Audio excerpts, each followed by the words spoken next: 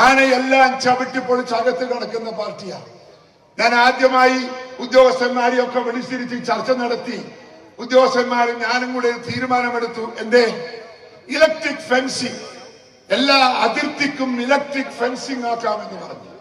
അങ്ങനെ electric fencing ആക്കി കേരളത്തിൽ. പക്ഷേ ഞാൻ ധരിച്ചു ആ ഇലക്ട്രിക് ഫെൻസ് കെട്ടിയതിന് ശേഷം ആന ഒന്നും കടന്നു പോകൂല, മുറിച്ചു പോകൂല. പക്ഷെ ആനയെ ആദ്യം ഈ തുമ്പിക്കൈ കൊണ്ടുപോയി അവിടെ വെക്കുമ്പോ തുമ്പിക്കൈ തെറിക്കും, അപ്പൊ ആന പോവും. അങ്ങനെ പോയി കുറച്ച് കഴിയുമ്പോ ആന എന്താക്കി? ആന മരക്കൊമ്പ് മുറിച്ച് അടിച്ചു പൊട്ടിച്ച് മരക്കൊമ്പ് അടിച്ചു പൊട്ടിച്ച് ആ പൊട്ടിച്ച ആ മരക്കൊമ്പുമായി വന്ന് ഈ കമ്പി അടിച്ച് പൊട്ടിച്ച് ആന കടന്നുപോയി. അത് പോയപ്പോ നമ്മള് പരസ്പരം ആലോചിച്ചിട്ട് പറഞ്ഞു, ഇനി എന്താ മാർഗം? ഇനി നമുക്ക് മതില് കെട്ടാം. മതില് കെട്ടിയപ്പോഴും കുറെ നാള് ഇത് മതിലൊന്നും പൊളിക്കാതെ നിന്നു. പക്ഷെ പിന്നീട് ആന വന്ന് ഈ മതിൽ പൊളിച്ച് തകർത്ത് ആന അകത്തേക്ക് കടന്നുപോയി. രണ്ടാം വട്ടം തോറ്റു.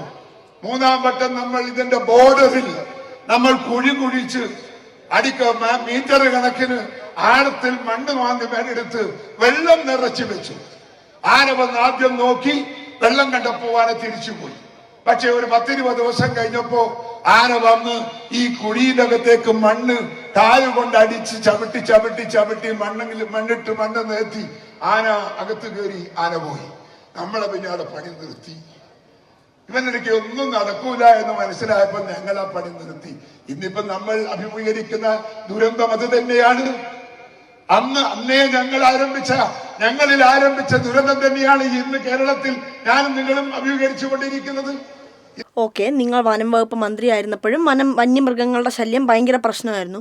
അതുകൊണ്ട് ഇപ്പൊ അത് തരണം ചെയ്യാൻ വേണ്ടി എന്ത് ചെയ്യണമെന്നാണ് സാർ പറഞ്ഞു വരുന്നത്? പിണറായി വിജയനോട് ഞാൻ ആവശ്യപ്പെടുന്നു, ഭരണം മാറ്റി ഭരണം കൈമാറി നിങ്ങൾ പോകണം എന്നാണ് ഞാൻ ആവശ്യപ്പെടുന്നത്. ഏതാണ്ട് മനസ്സിലായില്ലേ എന്തുകൊണ്ടാണ് കോൺഗ്രസിൽ നിന്ന് ആളുകളൊക്കെ പോകുന്നതെന്ന്?